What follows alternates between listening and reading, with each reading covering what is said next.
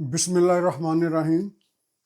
Toronto سے global plus کے plate form سے حاضر خدمت۔ آج آپ کے ساتھ دو تین خبریں شیئر کرنی ہیں۔ سب سے پہلے تو میں ایک پاکستانی نژاد ہیں، ان کا ایک مقدمہ چل رہا تھا ادھر انٹیریو کورٹ میں، ٹورنٹو کی ایک عدالت کے اندر، تو وہاں سے انہیں بری کر دیا گیا۔ وہ مقدمہ کیا تھا اس کے بارے میں بات کروں گا۔ دوسرا اس کے بارے میں بات کرنی ہے کہ جو نواز شریف لندن یا سوئٹزرلینڈ جا رہے ہیں ان کے اس دورے کا کیا مقصد ہے۔ تیسرا اس بات پہ بات کرنی ہے جو ایران کا صدر پاکستان آئے ہوئے ہیں تو ان کی یہاں پر کیا ایکٹیویٹیز ہیں اور اس کا ہمارے ساتھ اس کے کیا اثرات ہوں گے۔ ایران کے جو صدر کا دورہ ہے ہمارے پاکستان کے اندر، ان کے کیا اثرات ہوں گے۔ اس کے علاوہ ایک دو چھوٹی چھوٹی خبریں اور وہ پاکستان کا ایک واقعہ جو ایک خاتون نے وہ ایک پولیس والے کو رونتے ہوئے تو گاڑی بھگا دی، تو اس کے بارے میں بات کرنی ہے، تو انشاءاللہ میرے ساتھ رہیے گا۔ سب سے پہلے بات کرتے ہیں جو ٹورنٹو کا ایک شہری پاکستانی نژاد عمر ضمیر، جن کا نام ہے 34 سالہ عمر ضمیر ہے، 34 ایئرز اولڈ۔ وہ 3 سال پہلے کی بات ہے کہ کینیڈا ڈے جو کہ 1 جولائی کو ہوتا ہے، 1 جولائی کا دن، وہ وہاں پر سیلیبریشن دیکھنے گئے اپنے بچوں کے ہمراہ، اپنی بیوی اور اپنے ایک چھوٹے بچی کے ہمراہ۔ تو رات تقریباً 12:30-1 بجے جب وہ فری ہوئے تو اپنی گاڑی کے لینے کے لیے پارکنگ میں گئے۔ وہ اور ان کی بیوی جو کہ اس وقت 8 ماہ کی پریگننٹ تھی اور ان کے ساتھ ان کی چھوٹی بچی تھی، جب پارکنگ میں گئے، یہ انڈر گراؤنڈ پارکنگ ہے، جو لوگ یہاں پہ رہنے والے انہیں پتہ ہوگا کہ ایٹر سینٹر کے نیچے آلموسٹ ہر جگہ پہ ایسی طرح پارکنگ ہے۔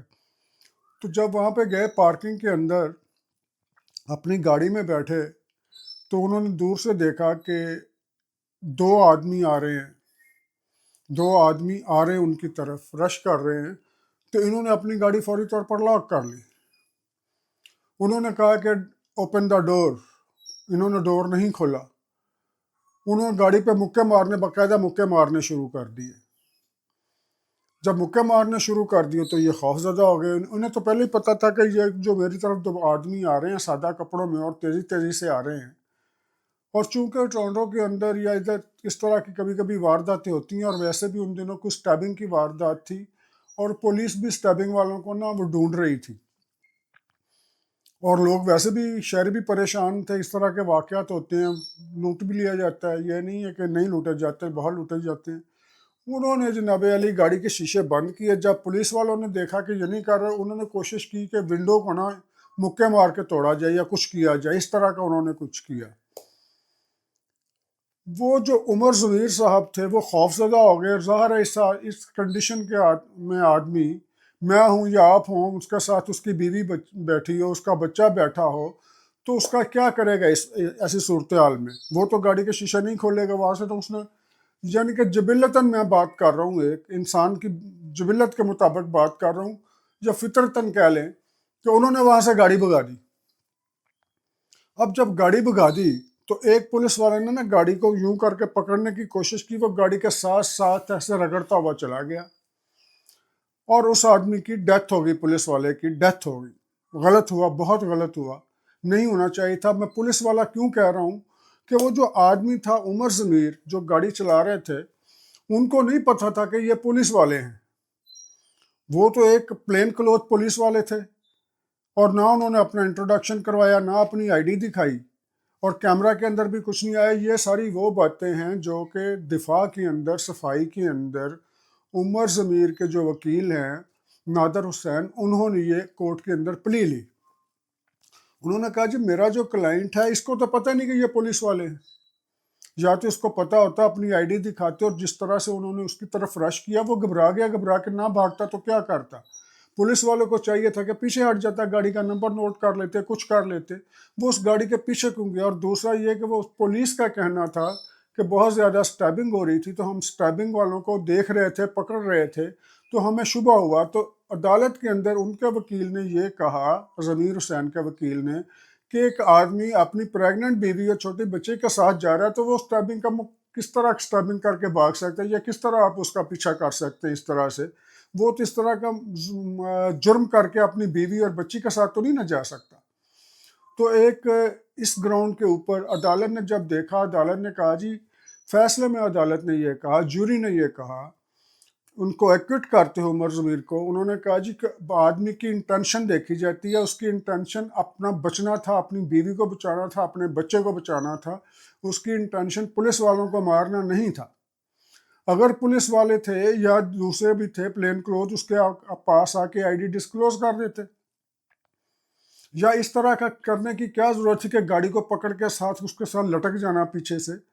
تو اس طرح ان کی ڈیتھ ہوگی، اور انہوں نے کہا کہ جناب عالی یہ کوئی فرسٹ مرڈر یا سیکنڈ مرڈر ڈگری یا سیکنڈ ڈگری مرڈر کیس یا فرسٹ ڈگری مرڈر کیس نہیں بنتا، اس لیے ان کو ایکوٹ کیا جاتا ہے۔ تو ان کو کل بری کر دیا گیا وہاں سے عدالت کے اندر سے۔ جب بری کر دیا گیا تو ظاہر ہے کہ وہ تو بڑے خوش ہوں گے، لیکن دوسری طرف جو پولیس والے تھے، پولیس والا کا جو نام تھا جی جیفری نارتھم، تو جیفری نارتھم جو تھے ان کی ویڈو وہاں پر تھی، ان کی بیوی بیوہ وہاں پر تھی، وہ ظاہرہ رونے لگی بیچاری۔ اس کے بعد اس نے آ کے انٹرویو بھی دیا، پولیس چیف بھی وہاں تھے، پولیس نے بڑی سیڈنس کا اظہار کیا، انہوں نے کہا جی ہماری پولیس اس کا ڈیمورلائز ہوگی اس طرح سے، لیکن ہم کورٹ کے فیصلے کا احترام کرتے ہیں۔ اور اس طرح سے وقوع ہوئے ہیں، بڑی جگہ پہ ایسا ہوا کہ پولیس نے صریحاً زیادتی کی ہے۔ یہاں پر اس طرح کے بھی ہوئے ہیں وقوعات ٹورانٹو میں کہیں، ایک پاکستانی کے ساتھ بھی ہوا تھا، میں اس وقت نیا نیا ہی آیا تھا، کہ انہوں نے اس کی بیٹی نے فون کیا کہ میرے اس کا باپ کا نا کچھ سائیکو پرابلم تھا، تو وہ باپ نے اس طرح وہ اندر کوئی اس نے لاک کر دیا دروازہ، اوپر کسی اپارٹمنٹ میں رہتے تھے، تو اس نے اوپر سے دروازہ لاک کیا، تو اس کی بیٹی نے پولیس کو کال کیا کہ میرا باپ دروازہ نہیں کھول رہا، اسے کہا آ کے دروازہ کھولے، وہ کہیں کچھ کر نہ لے۔ پولیس نے بجائے اس کے باپ کو یا اس فیملی کو ہیلپ کرنے کے، پولیس آئی، پولیس سیڑھی لگا کے اوپر چڑھی اپارٹمنٹ پہ، اور وہ اس آدمی سے کہا کہ تم یہ دروازہ کھولو، وہ دروازہ کھول کے اس نے آپ چھوٹی سی کچن والی وہ جو ہوتی نا چھری، چھوٹا سا نائف سبزی کاٹنے والی چھری، وہ پکڑی ہوئی تھی۔ پولیس نے کہا جی کہ اس نے جناب علی وہ پکڑا ہوا تھا کیا اسٹیبنگ ٹول، تو انہوں نے دور سے فائر کیا اور آدمی کو مار دیا۔ تو پولیس بھی زیادتیاں کرتی رہی ہے، ہوتی رہی ہے، اس کا کچھ نہیں بنا پولیس والے کا۔ وہ آدمی بھی پاکستانی کمیونٹی کے تھے، ادھر ملٹن میں رہتے تھے، مسیساگا کا حصہ ہے، مالٹن مسیساگا کا حصہ، وہاں رہتے تھے۔ تو اس طرح پولیس بھی زیادتیاں کرتی ہے، اس طرح عدالت نے یہ قرار دیا، بہرحال انہوں نے بری کر دیا۔ دوسری طرف جو ان کی ویڈیو تھی وہ سیڈ تھی، اور یہ میں آپ سے شیئر کرنا چاہتا تھا۔ یہ شیئر کرنے کا یہ بھی مقصد تھا، میں کل پرسوں دیکھ رہا تھا، ابھی پاکستان کے اندر بھی اس طرح کا واقعہ ہوا ہے کہ ایک خاتون ہے، وہ بڑی بدتمیزی کر رہا ہے، کوئی ان کے ساتھ، وہ اس کے ساتھ کر رہی ہے، وہ کہہ رہی تم نے مجھے تو کر کے بلایا۔ پاکستان میں ایگو پرابلم بھی بڑا ہے، لیکن پولیس والوں کو بھی چاہیے کہ اس طرح سے نہ بات کریں۔ لیکن اس خاتون کے بارے میں یہ نہیں کہ وہ پکڑی گئیں یا بھاگ گئیں یا کچھ ہوا، خبر یہ نہیں ہے۔ خبر یہ ہے کہ یہ جو کیس ہے، یہ جو ویڈیو ہے، یہ آج سے 3 مہینے پہلے کی بتائی جاتی ہے۔ سوال یہ ہے کہ وہ ویڈیو اب ریلیز کیوں ہوئی؟ 3 مہینے پہلے وہ ویڈیو، ٹھیک ہے جی، اس خاتون کے صحافیوں سے تعلقات ہوں گے، فوجیوں سے تعلقات ہوں گے، بیوروکریٹ سے تعلقات ہوں گے، لیکن کویسچن یہ ہے کہ وہ ویڈیو اب کیوں ریلیز کی گئی؟ کیا وہ اتنے انفلوئنشل تھے کہ اس کو روک لیا گیا، اس کی ایف آئی آر روک لی گئی، یا سارا کچھ کیا گیا؟ لیکن وہ خاتون اس وقت ملک میں نہیں ہے۔ جو ان پہ الزام لگایا گیا ہے یا جو دیکھا گیا، ہم نے دیکھا، وہ باقاعدہ ان کو روکا گیا، انہوں نے ناکے کے اوپر روکا، انہوں نے کہا جی تم نے مجھے تو کر کے کیوں بلایا؟ وہ کہتا رہا میں نے تو نہیں کہا۔ انہوں نے کہا آگے سے پیچھے ہٹو۔ جو آگے کانسٹیبل یا جو بھی وارڈن کھڑا تھا، انہوں نے جناب علی گاڑی چڑھا دی، وہ بڑی مشکل سے بچا، اس کو چوٹیں ہی گرا ہے وہ، لیکن اللہ کا شکر ہے وہ بچ گیا۔ اس طرح کے واقعات جو ہے پوری دنیا میں ہوتے ہیں، پوری دنیا میں۔ لیکن بات کرنے کا یہ مقصد ہے کہ جو ٹورانٹو کا واقعہ ہوا ہے وہ کسی ایگو پہ نہیں ہوا، وہ خوف پہ ہوا ہے، اور جو پاکستان میں واقعہ ہوا وہ ایگو پہ ہوا کہ مجھے تو کیوں کہاں گیا۔ تو اللہ تعالیٰ کرے کہ ہمارے معاشرے کے اندر کچھ، یا پوری دنیا کے اندر، قوت برداشت تھوڑی سی اس میں اضافہ ہو، قوت برداشت میں۔ صرف یہی نہیں کہ عوام کے اندر ہی، دوسرے لوگوں کے اندر بھی، ڈیوٹی دینے والوں کے اندر بھی۔ پاکستان میں تو یہ بھی ہے نا، کسی بھی کام کے لیے چلے جاؤ تو دوسرا آدمی گلے پڑ جاتا ہے۔ تو خیر اس موضوع پہ پھر کبھی بات کریں گے۔ تو ابھی ہم چلتے ہیں دوسری خبر کی طرف۔ دوسری خبر ہے جی کہ میاں نواز شریف صاحب جا رہے ہیں جی لنڈن، سوئٹزرلینڈ اور چائنا۔ یہ لنڈن، سوئٹزرلینڈ اور چائنا کیوں جا رہے ہیں؟ لنڈن، سوئٹزرلینڈ اور چائنا یہ اس لیے جا رہے ہیں، کوئی نجی دورے پہ تو وہ کہہ رہے ہیں کہ میں جا رہا ہوں، لیکن یہ نجی دورہ نہیں ہے۔ چائنا کے ساتھ تعلقات کی بحالی کے بعد جو چائنا نے کہا تھا کہ جی ہمیں شورٹی دی جائے کہ عمران خان حکومت میں نہیں آئے گا تو پھر ہم کام کریں گے، یہ چائنا نے مانگی تھی شورٹی کہ اگر عمران خان آیا تو ہم کام نہیں کریں گے، تو وہاں پر شورٹی دی تھی لوگوں نے۔ پھر سوئٹزرلینڈ نے بھی یہ کہا تھا، تو لنڈن یا یو کے میں وہاں پر بھی وہ لوگ انویسٹ کرنا چاہتے ہیں پاکستان میں، تو انہوں نے کہا تھا جی اگر تو یہ عمران خان نہیں آئے گا یا یہ شریف گورنمنٹ آئے گی یا ڈیموکریٹک گورنمنٹ کوئی آئے گی تو ہم اس کے ساتھ کام کریں گے۔ تو اب نواز شریف صاحب اپنے وہ جو دوستانہ تعلقات ہیں ان کو استعمال کرنے کے لیے جا رہے ہیں، تو ظاہر ہے کہ اپنی ذات کے لیے تو نہیں جا رہے، پاکستان کے لیے جا رہے ہیں۔ اللہ تعالیٰ کرے کہ یہ پاکستان کے لیے خوش آئند ہو۔ اچھا جی، اب بات ہم نے کرنی ہے، ہاں ایک چیز اور بات کرنی ہے میں نے، وہ جنرل باجوہ کی قسم والی، وہ میں بعد میں کرتا ہوں۔ ابھی ہم بات کرتے ہیں ایران کے صدر کی۔ جو ایران کے صدر ہیں جی پاکستان تشریف لائے ہیں۔ پاکستان کی اور ایران کی دوستی بہت پرانی دوستی ہے، بہت پرانی دوستی ہے، بھٹو دور سے ہے، تو شاید اس سے بھی پہلے کی ہو، لیکن اس کی مثالی دوستی جو بنی تھی اس وقت بنی تھی جب RCD ہوا تھا، ایران، ترکی اور پاکستان۔ لیکن یہ آہستہ آہستہ دوستی کے اندر تھوڑی نرمی آتی گئی، تھوڑے ناراضیاں آتی گئیں، اس طرح ہوتا گیا۔ اور یہ بھی ہوا پچھلے دور کے اندر کہ ایران کو ہم نے اتنا خوش کیا، اتنا خوش کرنے کی کوشش کی کہ ہمارے اس وقت کے پرائم منسٹر عمران خان صاحب نے ایران کے اندر جا کے کہا کہ ہمیں پتہ ہے کہ ایران کے اندر دار اندازی پاکستان سے ہوتی ہے اپنے ملک کے خلاف۔ نہ عمران خان نے اس حد تک خوش کیا تھا ایران کو، لیکن ایران کے صدر آئے ہوئے ہیں جی پاکستان میں۔ تو ایران کے صدر پاکستان کیوں آئے ہیں؟ اس کی دو وجوہات ہیں۔ نمبر ایک تو جو گیس پائپ لائن ہے ایران کے ساتھ ہماری، اس کا ہے کہ پاکستان کی جو گورنمنٹ آئی ہے، پاکستان کی گورنمنٹ بھی چاہتی ہے، ایران بھی چاہتا ہے کہ وہ گیس پائپ لائن پہ کام شروع ہو تاکہ ایران کو بھی پیسے ملے، پاکستان کی بھی جان آرام میں آئے۔ اور دوسری وجہ یہ ہے کہ ایران نے جو متھا لگایا ہوا ہے اس وقت اسرائیل کے ساتھ، غزہ کے ساتھ، انڈائریکٹلی امریکہ کے ساتھ، تو اس کے اندر جو انہوں نے اپنے میزلز وغیرہ چھوڑے تھے یا اس کے بعد اٹیک کیے وہاں پر، اور اب امریکہ نے تھریٹ کر دیا ہے ایران کو کہ ہم بھی اٹیک کریں گے۔ اور اس کے بعد ایران کا کون سا نیبر ہے؟ ہم ہی نیبر ہیں نا جی، لیکن ہمارے ساتھ ان کے تعلقات عموماً کشیدہ ہی رہے ہیں۔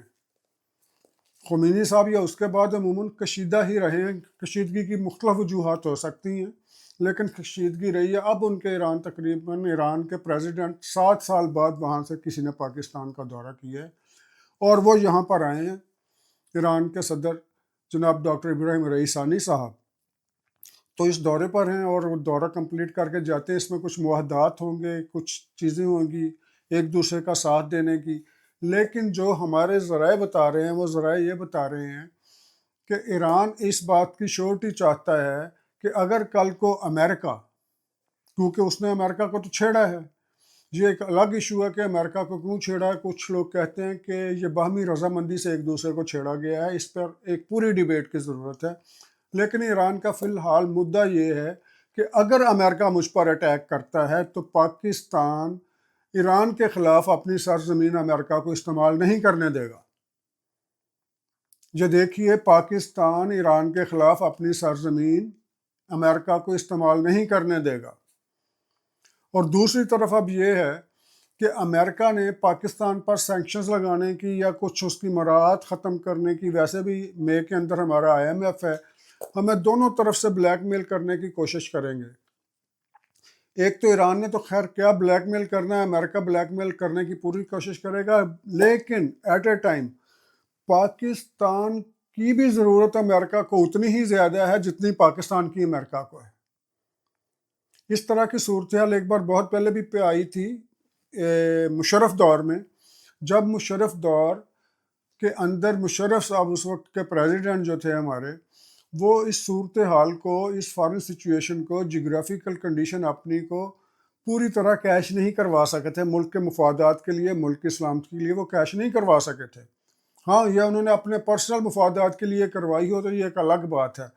اب ان لوگوں نے، اب ایران نے بھی اور امریکہ نے بھی، جو کہ ایک حقیقت ہے کہ پاکستان کی اسٹریٹجک جو ہے پوزیشن، جغرافیکلی ہم اس جگہ پر واقع ہیں کہ ہر ایک کو ہماری ضرورت ہے، ہر ایک کو ہماری ضرورت ہے، لیکن یہ ہماری اہمیت کو اس وقت جانتے ہیں جب ان کو ہماری ضرورت پڑتی ہے۔ بے شک کوئی بھی ہو جی، ایران ہو، یہ چائنا ہو، یہ انڈیا ہو، افغانستان ہو، کچھ بھی ہو، یہ لوگ ہماری اہمیت کو اس وقت مانتے ہیں جب انہیں ہماری ضرورت پڑتی ہے۔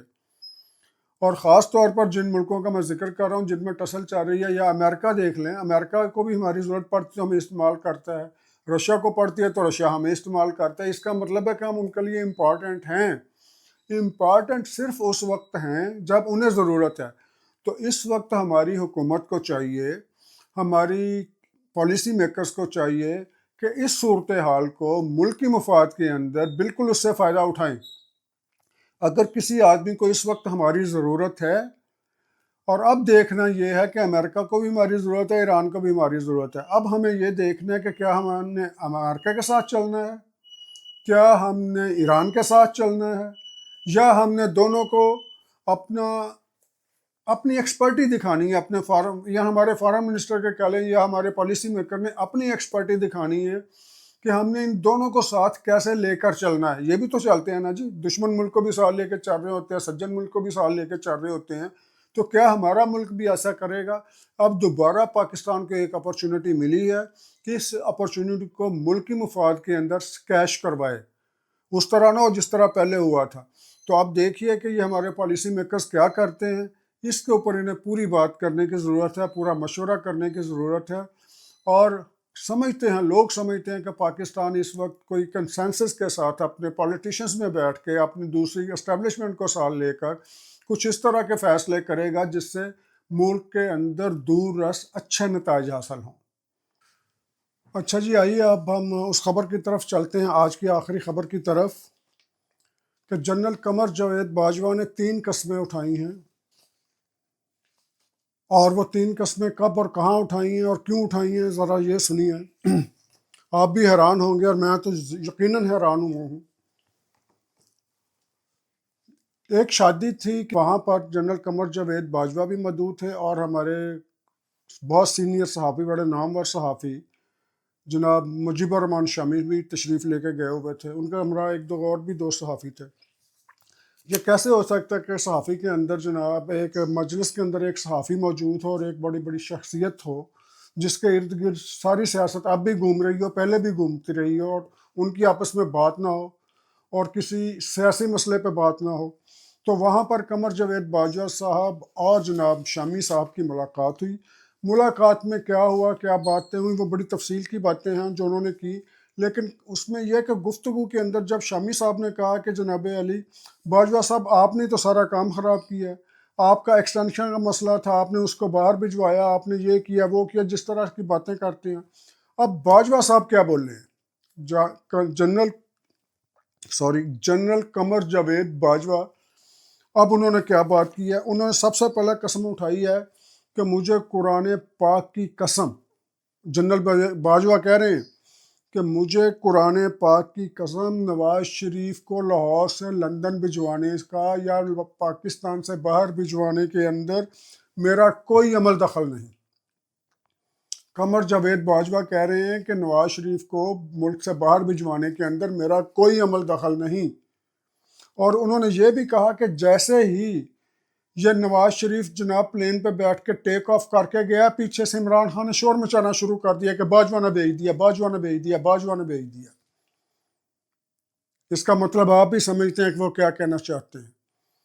ان کا کہنے کا مطلب میری نظر میں یہ ہے کہ انہوں نے کہا کہ انہوں نے ملی بھگت سے عمران خان نے خود بھجوایا ہے، یا کم از کم میرے کہنے پہ نہیں بھجوایا، اب کس کے کہنے پہ بھجوایا یہ عمران خان سے پوچھیں۔ انہوں نے قرآن پاک کی قسم اٹھائی ہے۔ اب دوسری قسم کے بارے میں آئیں۔ جب شامی صاحب نے کہا کہ چلیں جی، آپ نے انہیں باہر تو نہیں بھجوایا، لیکن جو عمران خان کی حکومت آپ نے ختم کروائی ہے، جو اس نے الزام لگائے ہیں آپ پر، سب سے پہلے تو انہوں نے کہا جی الزام تو اس نے ایک بندے پہ نہیں لگائے، اس نے تو امریکہ سے لے کر ڈونلڈ لو سے لے کر مجھ سے لے کر زرداری، مولانا فضل الرحمان اور ہر اس آدمی پہ لگائے ہیں جس نے اس سے کوئی بھی اس کے خلاف بات کر دی ہے یا جس کو سمجھتا ہے میرا مخالف ہے، ہر بندے پہ اس نے الزام لگایا ہے کہ میری حکومت ختم کرانے کے اندر اس نے سازش کی۔ اب انہوں نے جب دوسری قسم اٹھائی، انہوں نے کہا جی مجھے میری ماں کی قبر کی قسم۔ جنرل قمر جاوید باجوہ کہہ رہے ہیں، بینگ اے مسلمان، سنیں اس کو، مجھے میری ماں کی قبر کی قسم، میں نے اس کی کوئی حکومت ختم نہیں کروائی، نہ اس کے اندر میرا کوئی کردار ہے۔ یہ لوگ آپ بھی جانتے ہیں کہ وہ کس طرح سے حکومت ختم ہوئی، کس طرح سے عدم اعتماد ہوا، کس طرح سے سارے معاملات ہوئے۔ انہوں نے کہا جی اس کے اندر میرا کوئی کردار نہیں، نہ میں نے ان کی حکومت ختم کروائی ہے۔ تیسری بات، اب شامی صاحب نے پوچھا، انہوں نے کہا جی آپ کہتے ہیں حکومت ختم نہیں کر رہی، آپ نے تو اس لیے حکومت ختم کروائی ہے کہ اس نے آپ کو ایکسٹینشن نہیں دی، حالانکہ وہ آپ کو تاحیات ایکسٹینشن دینا چاہتا تھا عمران خان، جس طرح عمران خان نے کہا ہے۔